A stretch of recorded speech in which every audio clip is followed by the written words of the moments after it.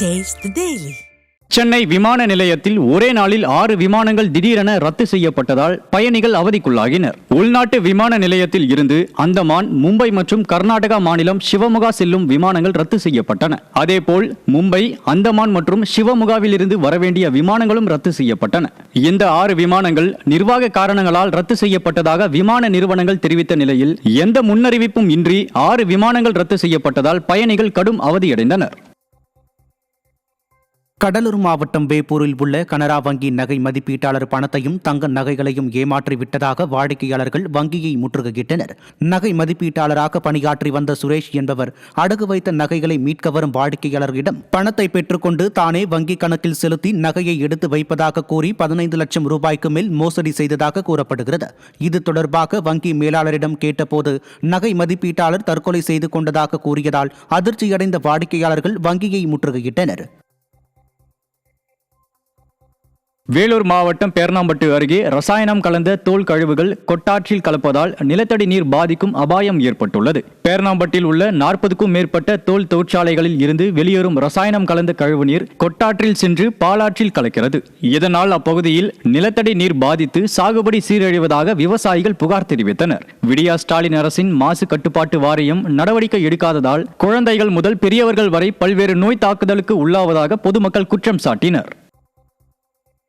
மன்னார்குடி சென்னை இடையே தீபாவளிக்கு 3 நாட்கள் சிறப்பு ரயில்களை இயக்க கோரிக்கை விடப்பட்டுள்ளது. அம்ரித் பாரத் திட்டத்தின் கீழ் மன்னார்குடி ரயில் நிலையத்தில் மேற்கொள்ளப்படும் பணிகள் குறித்து திருச்சி கோட்ட ரயில்வே மேலாளர் ஆய்வு செய்தார். அப்போது மன்னார்குடி வர்த்தக சங்கம் சார்பில் மன்னார்குடி பட்டுக்கோட்டை இடையே புதிய ரயில் பாதை திட்டத்தை மீண்டும் தொடங்கவும், மன்னார்குடியில் இருந்து திருச்சி வரை செல்லும் ரயிலை மானாமதுரை வரை மீண்டும் இயக்கவும், மன்னார்குடி சென்னை இடையே அக்டோபர் 17, 18, 21 ஆகிய தினங்களில் சிறப்பு ரயில் இயக்கவும் கோரி மனு அளிக்கப்பட்டது.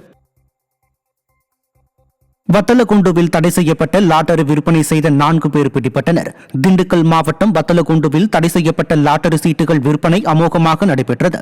இந்த நிலையில் பிடிபட்டவர்களிடம் இருந்து 400 லாட்டரி சீட்டுகள், 5 செல்போன்கள், 5000 ரூபாய் பறிமுதல் செய்யப்பட்டது. அப்பகுதி ஏழை எளிய கூலி தொழிலாளர்களை குறிவைத்து கொள்ளையடிக்கும் கும்பல் தொடர்ந்து வருவதாக அப்பகுதி மக்கள் வேதனை தெரிவிக்கின்றனர்.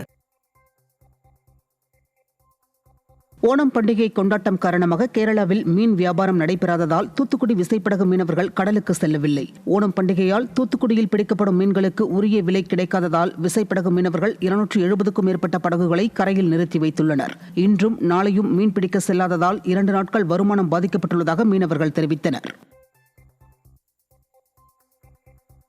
கிருஷ்ணகிரி மாவட்டம் காவேரிப்பட்டினத்தில் வியாபாரிகள் நடைபாதைகளை ஆக்கிரமித்துக் கொள்வதாலும் சாலையிலேயே வாகனங்களை நிறுத்துவதாலும் சேலம் மெயின் ரோட்டில் கடும் போக்குவரத்து நெரிசல் ஏற்படுவதாக கூறப்படுகிறது.